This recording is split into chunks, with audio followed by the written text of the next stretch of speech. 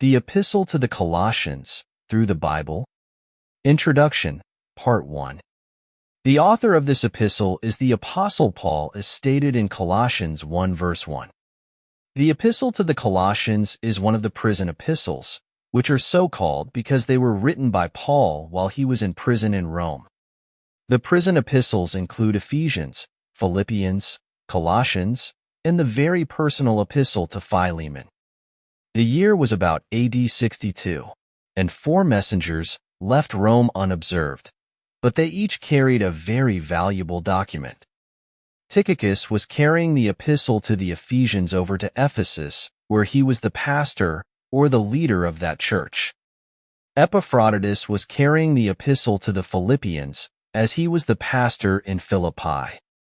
Epaphras was carrying the epistle to the Colossians. Apparently, he was the leader of the church in Colossae. Onesimus was carrying the epistle to Philemon. Philemon was his master, and Onesimus, who had run away, was returning to him. These 4 are companion epistles and together have been called the anatomy of Christianity, or the anatomy of the church. We can see that the subjects of these epistles cover all aspects of the Christian faith. Ephesians is about the body of believers called the church, of which Christ is the head. Colossians directs our attention to the head of the body, who is Christ. The body itself is secondary. Christ is the theme.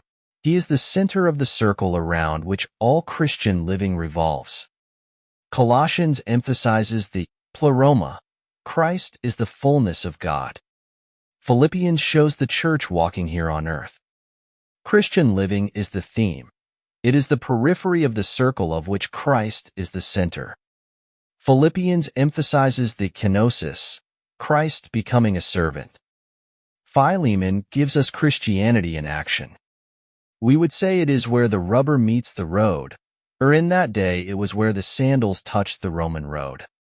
It demonstrates Christianity worked out in a pagan society. We can see why these 4 documents have been called the anatomy of the church. They belong together to make a whole. I don't think any armored car ever carried 4 more valuable documents. Do you realize that if today you possessed those 4 original documents as they came from the hand of Paul, you could probably get any price you wanted for them? You would have the wealth of a king. Well, we measure it in terms other than the dollar sign.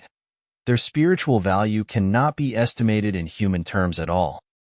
I have never been to Colossae. Although I have been in sight of it, I have seen it from a distance. The ruins of it stand there in the gates of Phrygia. It is over in the same area where Laodicea and Hierapolis are. There are some ruins of the city. There are no ruins of any church. The church at Colossae met in the home of Philemon.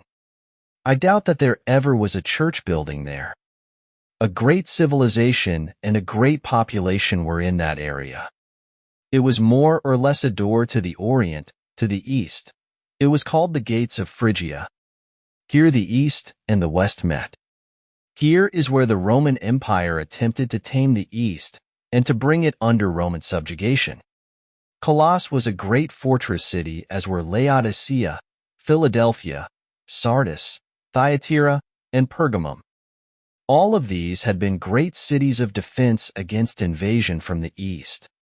But by the time of Paul the Apostle, the danger had been relieved because the Roman Empire was pretty much in charge of the world by then.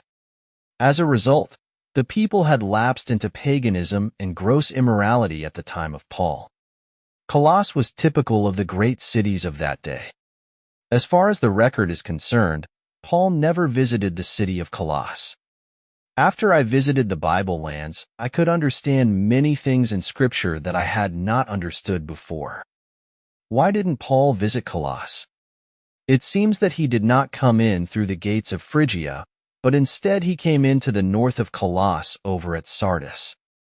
Apparently he took that Roman road to Ephesus and bypassed Colossae. Even though Paul was never in the city of Colossae, he was the founder of the church there. Epaphras was the leader of the church, and he may have been the direct founder, but Paul founded the church at Colossae. He was the founder in very much the same way as he was the founder of the church at Rome. He touched multitudes of people in the Roman Empire who later gravitated to Rome and formed the church there. Paul may have visited Laodicea, although I doubt that very seriously, and believers may have come from there to Colossae. But converts from Paul's ministry in Ephesus very definitely could have come to Colossae to form the nucleus of that church. Colossae is located just 75 to 100 miles east of Ephesus. Paul spent 3 years of ministry in Ephesus, 2 of them teaching in the school of Tyrannus. There was a tremendous civilization in that area. The culture of the Roman Empire was centered there. It was no longer centered in Greece, which had pretty much deteriorated, along with her philosophy and culture. But the Greek culture was virile in Asia Minor, the area known as Turkey today. It was in this area that Paul did his greatest work along with his co-workers. There were with him John Mark, Barnabas, Silas, Timothy, and apparently some of the other apostles. We know that the Apostle John became the pastor at Ephesus later on.